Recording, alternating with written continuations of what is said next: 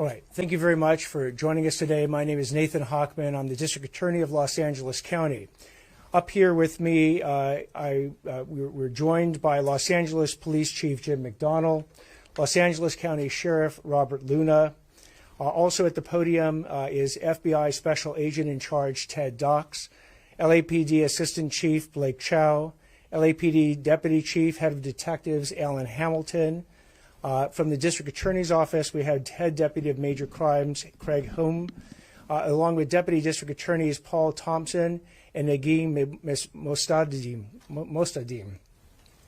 Also with me, directly to my left, are Oscar Omar Hernandez's sister, Alejandra Hernandez, his mother, Gladys Bautista, and Oscar's father, Oscar Daniel Hernandez. Today I am announcing the charge of murder with special circumstances against Mario Edgardo Garcia-Aquino, who's 43 years old. Mr. Garcia-Aquino murdered 13-year-old Oscar Omar Hernandez on March 28, 2025. And when I say that charges have been brought, I want to make it clear that charges themselves are not evidence, that a defendant is presumed innocent until and unless proven guilty in a court of law. The charges allege that Mario Edgardo Garcia-Aquino, on that date of March 28, 2025, murdered Omar Hernandez in Lancaster. Mr. Garcia-Aquino was his soccer coach. And on that day, Omar Hernandez went up to Lancaster to see Mr. Garcia-Aquino. 2 days later, he was reported missing. And on April 2nd, 2025, last week, his body was found in Oxnard off a road near Leo Carrillo State Beach. We have also announcing the charges, again, separate charges, against Mr. Garcia-Aquino from a February 22nd, 2024 felony of assault with intent to commit a lewd act against a different individual, a 16-year-old young man in Palmdale. Mr. Garcia-Aquino faces at least life without the possibility of parole on the murder charge and 6 years in prison with respect to the felony count of assault with intent to commit a lewd act. These cases are tragic, and the Hernandez family, you have our deepest sympathy for a loss that words cannot even begin to describe. Our role, though, is to bring justice to this family and to hold the person responsible for these brutal, heinous, unspeakable, unthinkable acts, hold them accountable, and prosecute and punish them to the full extent of the law. Now, as part of this investigation, we are asking that if there are any potential victims of Mr. Garcia-Aquino, and they're out there, that we have put his picture out with our press release. And we are asking anyone with information or any victims to come forward to the Los Angeles Police Department's Juvenile Division Abused Child Unit, and they can call 818-374-5415 or the Los Angeles County Sheriff's Department Special Victims Bureau at 877-710-5273. And if anyone wants to come forward anonymously, they can come forward by phone to the Los Angeles Regional Crime Stoppers Hotline at 800-222-8477. I'd like to now introduce Los Angeles County Sheriff Robert Luna to say some words. Thank you, Mr. Hochman, and good afternoon to everybody. Being up here presenting this information is never easy. But on behalf of the men and women of the Los Angeles County Sheriff's Department, very sorry for your loss. Lo sentimos mucho de todo lo que pasó. I'm here today specifically seeking additional victims on a child sexual abuse case involving 43-year-old Mario Garcia-Aquino from the Palmdale area. Garcia-Aquino was a youth travel soccer coach with the Hurricane Valley Boys Soccer Club in the Sylmar area, working with different age divisions. He had no reported criminal history.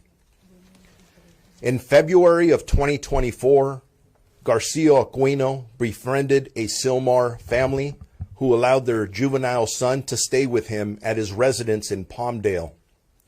The family subsequently filed a criminal report with the Palmdale Sheriff's Station, alleging sexual abuse of their child.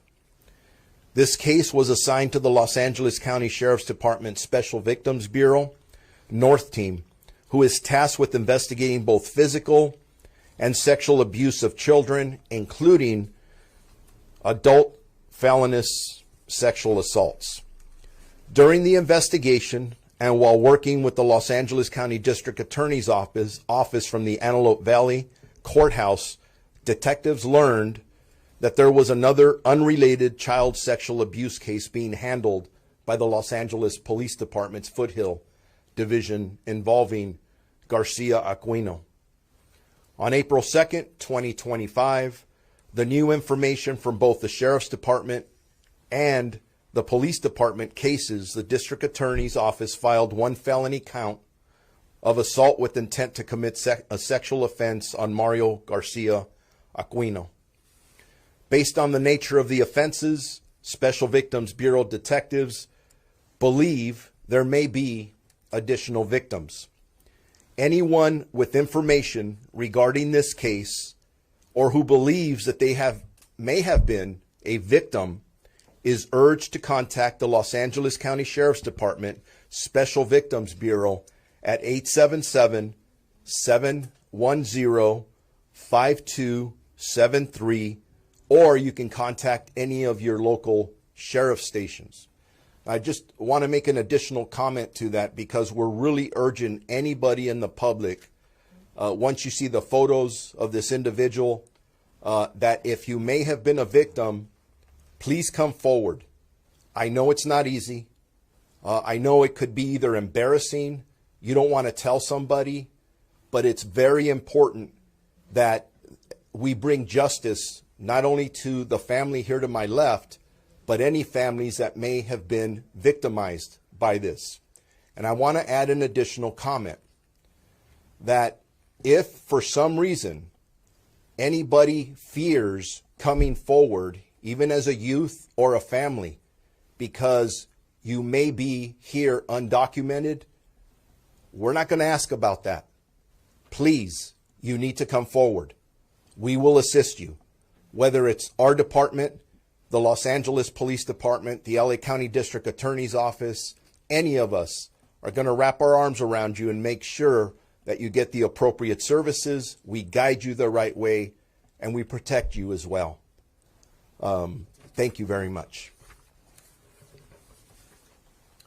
Now I'd like to call up Los Angeles Police Department Chief Jim McDonald. Thank you very much, and good afternoon, and thank you for your continued attention and coverage on this deeply tragic case.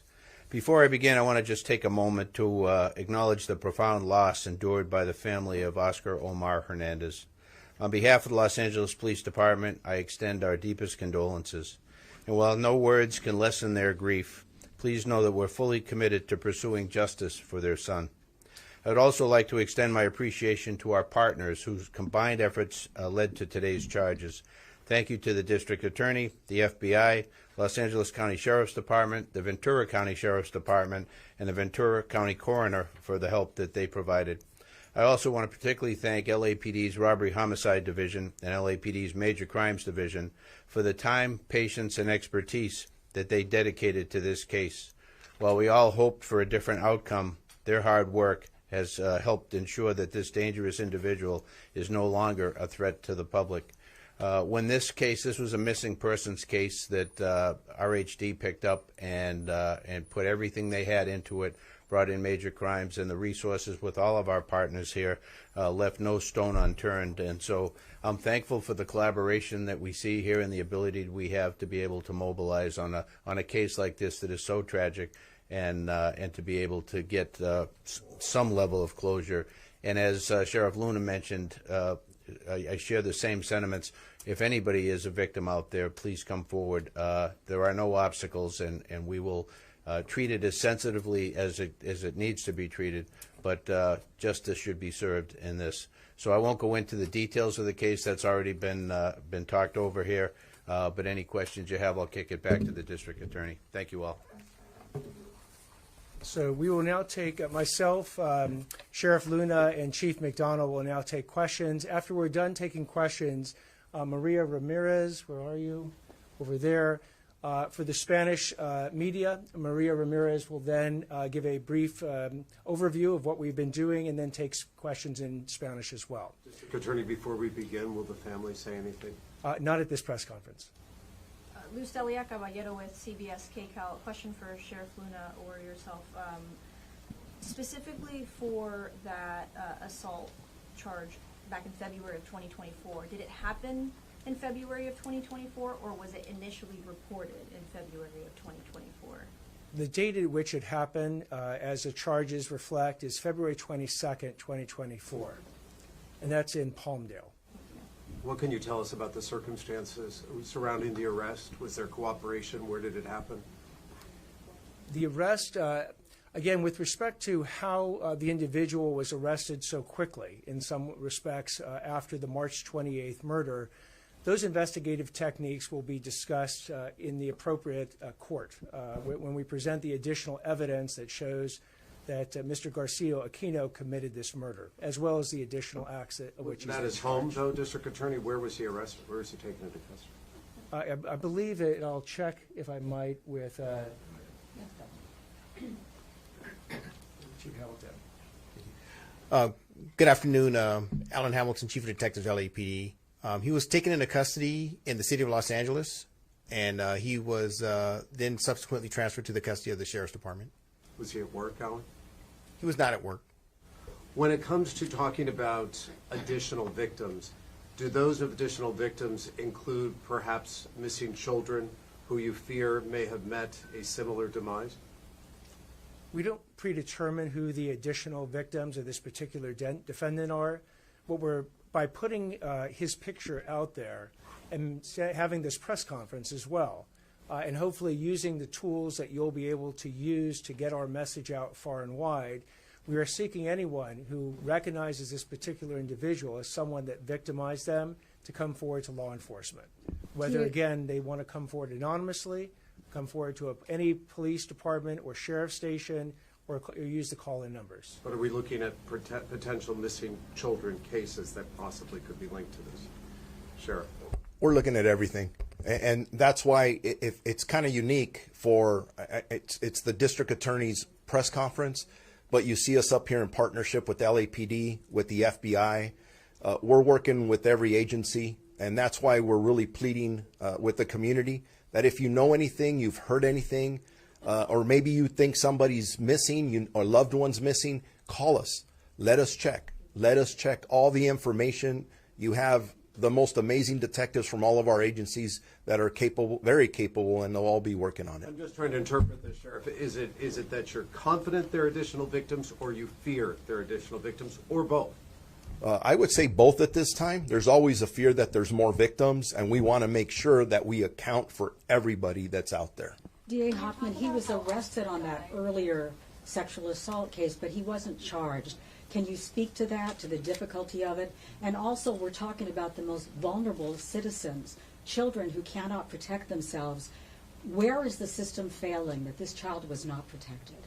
So he was arrested. When he was arrested, it was actually on the February 2024 charge, because that was the first charge that was brought forward. Today, he was actually charged with the murder charge for March 28th. So again, as far as dealing with the most vulnerable victims, we agree with you. Part of the reason for this press conference is to get the message out to the victims and even their families that if they had been victimized by this particular individual, Mr. Garcia-Aquino, to come forward in order to bring justice to not just the Hernandez family, but to every family that has been victimized by this individual. But if he had been arrested on that earlier alleged offense, he wouldn't have been on the streets, and he certainly would not be working as a coach. In order to develop the evidence for any particular offense, as we will be providing in court, it doesn't happen overnight. So even though that original offense occurred back in February of 2024, that investigation started approximately within weeks of that particular investigation, but you have to actually go through all the different parts of an investigation before you ever get to an arrest warrant. You know, we want, in every single case, we want justice to be as speedy as possible, but we got to get it right. And we have to make sure that at the time we end up charging someone, we have the evidence to prove it.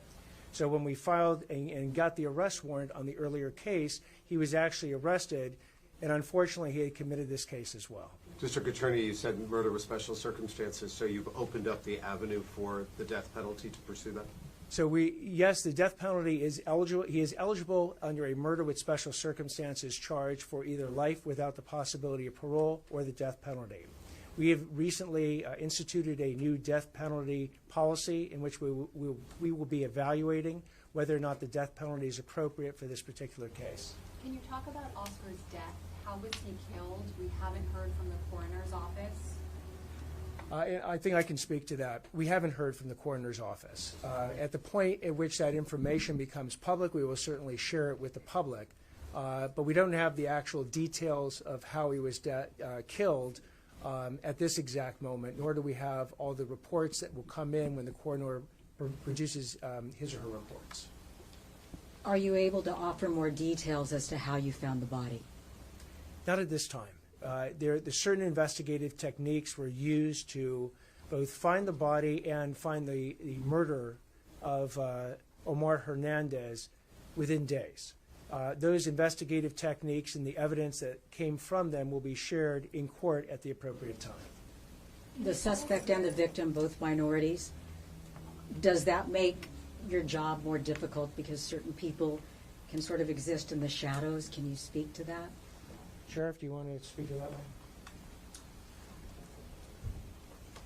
This is specifically why I mentioned the fact that if somebody is afraid to come forward because they're afraid of what may happen to them because they may be undocumented, that needs to go away. Here, no matter what your documentation status is, we have a young man that was killed, murdered. That matters. And it should matter to everyone else out there. And that's why we're urging the public, whether we fear of it or we think there's other victims, whatever the circumstances may be, whether you speak the language or you don't, I don't care where you come from, please come forward, let us know right away. But you do ask a good question because people are afraid. And that's why we're out here, we're embracing this and saying, please come forward. We will assist you. We will bring people forward that speak the language, the right services, so we embrace it. Thank you very much.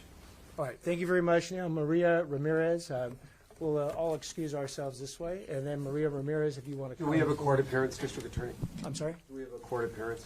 Tomorrow in Department 30 should be the arraignment. Time?